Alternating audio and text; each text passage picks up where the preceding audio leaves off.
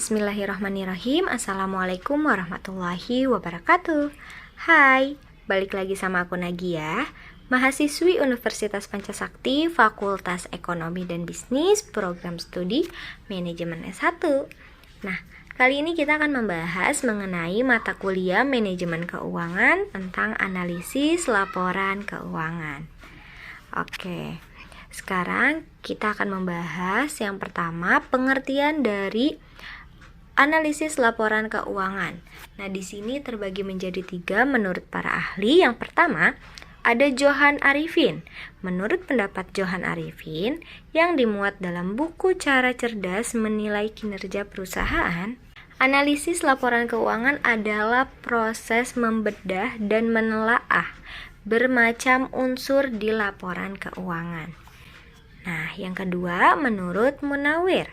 Sementara itu, Munawir menjelaskan melalui buku Analisis Laporan Keuangan edisi keempat bahwa proses ini terdiri dari tahapan mempelajari relasi dan tendensi serta kecenderungan untuk menetapkan posisi keuangan dan hasil perkembangan perusahaan. Yang ketiga, menurut Leopold A. Barnestin.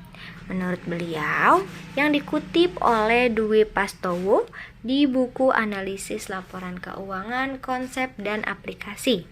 Analisis keuangan adalah proses mempertimbangkan demi menunjang evaluasi keuangan dan hasil akhir operasional perusahaan di periode saat ini dan periode lampau dengan tujuan memperkirakan prediksi paling tepat mengenai kondisi perusahaan di periode mendatang.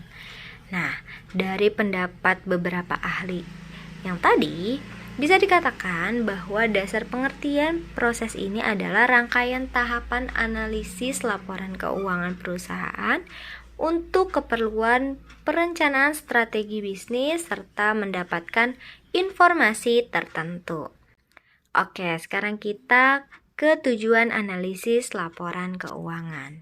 Jadi, tujuan utama dari analisis adalah memproyeksikan kondisi keuangan dan kinerja perusahaan di masa depan. Namun, ada beberapa tujuan lain. Yang pertama, memastikan solvabilitas dan likuiditas. Nah, ini adalah salah satu tujuan terpenting dari analisis keuangan untuk menilai kemampuan suatu bisnis untuk membayar kembali hutang baik dalam jangka pendek dan jangka panjang kepada kreditur. Nah, yang kedua, memahami profitabilitas. Tujuan lain dari analisis keuangan bertujuan untuk menilai profitabilitas perusahaan. Nah, profitabilitas mengacu pada kemampuan perusahaan untuk memperoleh pendapatan dan mempertahankan pertumbuhan. Jenis laporan yang akan menunjukkan tingkat profitabilitas perusahaan adalah laporan laba rugi yang menuju rincian sumber pendapatan dan pengeluaran. Nah, selanjutnya, memahami stabilitas di masa depan. Stabilitas menyiratkan kemampuan bisnis untuk mempertahankan keberadaannya dalam jangka panjang. Proses menilai stabilitas perusahaan melalui analisis keuangan melibatkan penggunaan neraca serta laporan laba rugi. Selain itu, indikator non-keuangan dan keuangan lainnya juga memainkan peran penting dalam proses tersebut. Yang terakhir adalah bahan evaluasi. Selain untuk memprediksikan kondisi keuangan perusahaan di masa depan, adanya analisis ini juga akan membantu perusahaan untuk mengevaluasi bisnis supaya perusahaan bisa memperbaiki kondisi keuangan serta bisnis secara keseluruhan. Oke, kita lanjut ke metode analisis laporan keuangan. Dalam membuat analisis, terdapat beberapa metode yang umum digunakan oleh perusahaan antara lain. Yang pertama ada analisis vertikal dan horizontal. Analisis horizontal, penggunaan perbandingan data pada laporan keuangan tahun saat ini dengan tahun sebelumnya. Analisa cara ini disebut juga dengan analisis tren. Analisis horizontal dinyatakan dalam istilah mata uang dan persen. Perbandingan jumlah mata uang akan menggambarkan aspek yang berpengaruh terhadap profitabilitas atau posisi keuangan organisasi. Sedangkan analisis vertikal dilakukan dengan melakukan komparasi relasi antara komponen dengan total akun di suatu laporan keuangan pada periode yang sama. Yang kedua adalah analisis rasio. Analisis melalui rasio akan mempresentasikan relasi bermacam komponen di laporan keuangan. Analisis rasio merupakan salah satu metode yang paling populer. Ada berbagai jenis rasio yang membantu manajemen dan analisis untuk menggali informasi keuangan perusahaan, seperti rasio profitabilitas, rasio likuiditas, dan sebagainya. Yang ketiga, analisis cash flow. Nah, metode ini membantu untuk mempelajari arus masuk, arus keluar kas di keuangan perusahaan. Hal utama yang disoroti adalah pergerakan uang tunai, bukan berupa modal perusahaan. Hasil dari analisis akan menunjukkan tujuan dan arus penggunaan data perusahaan.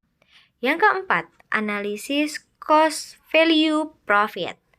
Nah, analisis cost value profit akan membantu perusahaan membangun hubungan antara penjualan, biaya, dan laba.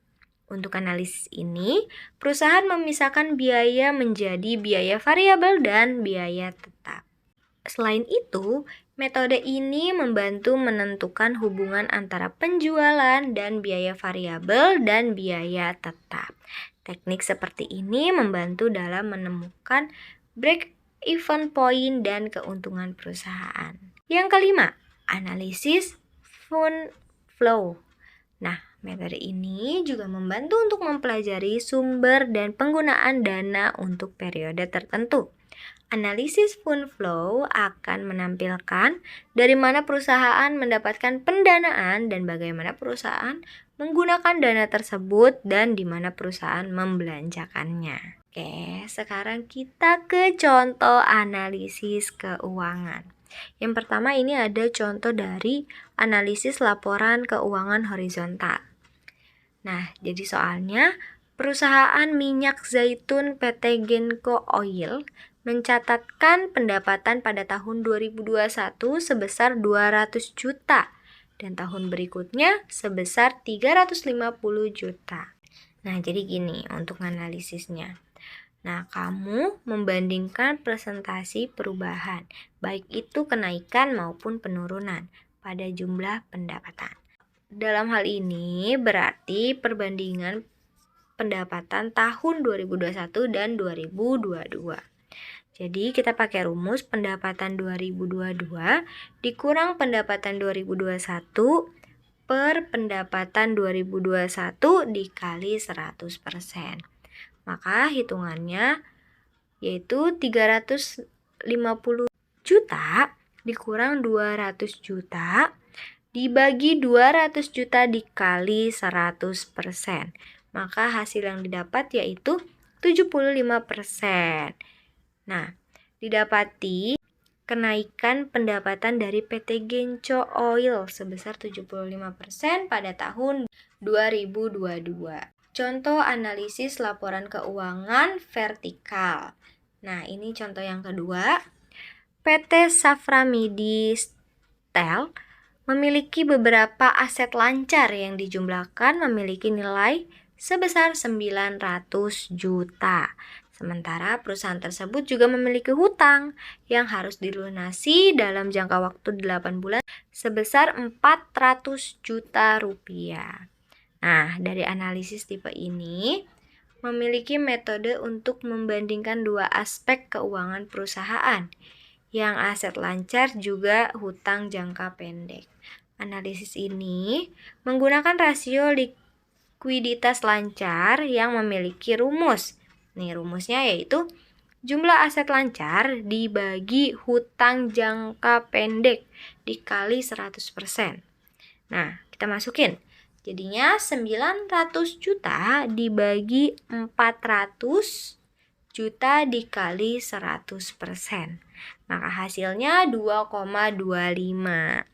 Nah, kalau kita lihat nilai rasio yang tadi kita dapatkan 2,25 itu memiliki arti bahwa PT Saframidistel masih dalam tarif mampu untuk melunasi hutangnya karena memiliki nilai di atas angka 1. Nah, jadi kondisi keuangan perusahaan memang selalu dinamis, bisa menurun dan bisa pesat.